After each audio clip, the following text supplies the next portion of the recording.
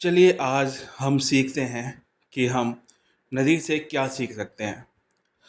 आपको पता है नदी हिमालय से उत्पन्न होती है और उसका ध्येय उसका लक्ष्य होता है समुद्र में मिल जाना।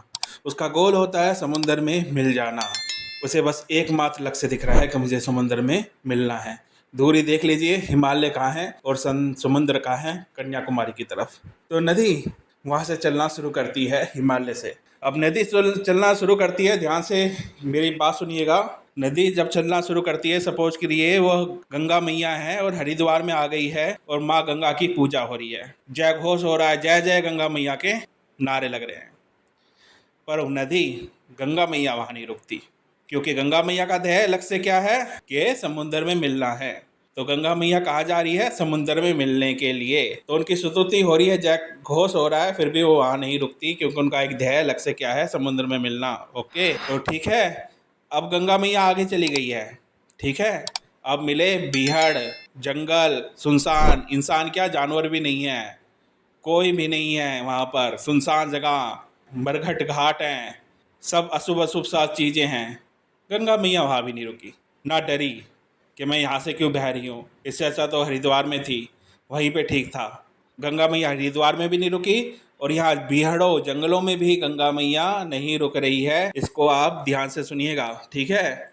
अब गंगा मैया आगे जा रही है तो कहीं पर नीचाई है, तो गंगा मैया एकदम से, जैसे झरना आता है तो नीचे गिरती है ना स्पीड के साथ, वैसे गिरती है, ठीक है। और कहीं पे ऊंचाई होती है तो बिल्कुल धीरे धीरे चलती रहती है, पता भी नहीं चलता कि चल रही है। कोई पत्ता हो या कोई कागज उस पर रखोगे फिर चलता हुआ दिखेगा, ऐसे धीरे धीरे चल रही है, पता ही नहीं चलता। और अंत में गंगा मैया कहाँ मिल जाती है? सागर के अंदर, समुंदर में, ठीक है। तो अब अपनी लाइफ पे आओ।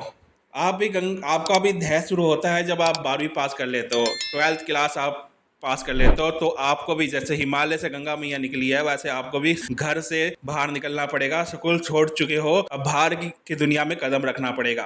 तो आपका भी उद्गम सदन, तो आपका भी घर से बाहर निकलना शुरू हो चुका होता है, ठीक है। 12वीं के बाद जैसे वहाँ पे हरिद्वार आया था तो गंगा मैया की स्तुति हो रही है, तो आपने भी कोई एग्जाम दिया पढ़ाई के लिए, ठीक है ना, कोई परीक्षा दी सरकारी नौकरी के लिए, गवर्नमेंट जॉब के लिए, तो आप उसमें पास हो गए, तो वहाँ भी आपकी स्तुति हो रही है। अभी आप बस पास हुए हो, आप इंटरव्यू में क्लियर नहीं हुए हो, पर कई लोग वहीं रुक जाएंगे, कई लोग वहीं रुक जाएंगे कि हाँ मैं पास हो गया, मैं फर्स्ट आ गया एग्जाम में, मैं फर्स्ट आ गया। जो वहीं रुक जाएगा उसकी सक्सेस रुक जाएगी, उसका अध्याय पूरा नहीं हुआ, उसका इंटरव्यू नहीं हुआ अभी, पर वो अब बस उत्तीर्ण हुआ है, पास हुआ है किसी चीज़ में, तो वो वहीं रुक जाता है कि मेरे को सब कुछ मिल गया। जो रुक जाता है वो असफल हो जाता है, ठीक है। तो जैसे गंगा मैया वहां नहीं रुकी, हरिद्वार में आगे बढ़ती रही, तो आपको भी आगे बढ़ना है, आगे की तैयारी करनी है जब तक आपका गोल अचीव नहीं हो जाए। अब जैसे मैंने कहा कि गंगा मैया भीड़ों जंगलों में चली जाती है, भीड़ों जंगलों में, सुनसान जगह, इंसान तक वहां पे नहीं रहते, तो भी गंगा मैया डरती नहीं है। वैसे ही आपके साथ भी कुछ भी हो सकता है, आप कहीं फेल भी हो सकते हो, आपका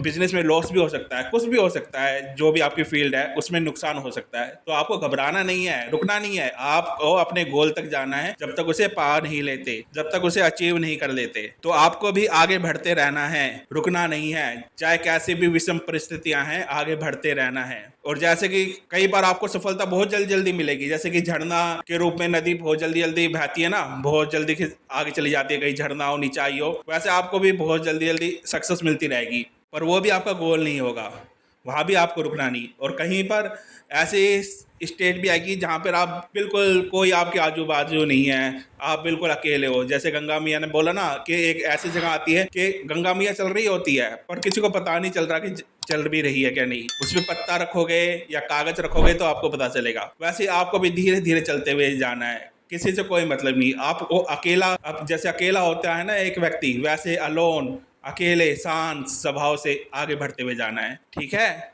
और जैसे लास्ट में जब गंगा मैया समुद्र में मिल जाती है, वैसे ही आपको भी अपने गोल को अचीव कर लेना है। और जब तक वो गोल को अचीव नहीं कर लेते, आपको बैठना नहीं है, चुपचाप बैठना नहीं है, आपको बस काम करते रहना है। उस गोल को, अपने ध्येय को, अपने लक्ष्य को अपने आगे रखना है।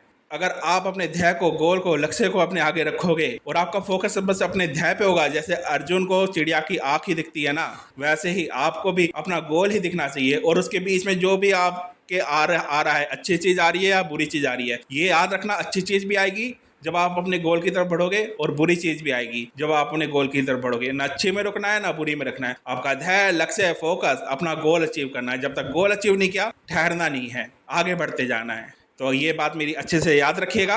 अगर वीडियो अच्छी लगी हो तो सब्सक्राइब कीजिएगा चैनल को, लाइक कमेंट कीजिएगा, शेयर कीजिएगा। मैं आपका दोस्त डॉक्टर संदीप चौहान, धन्यवाद।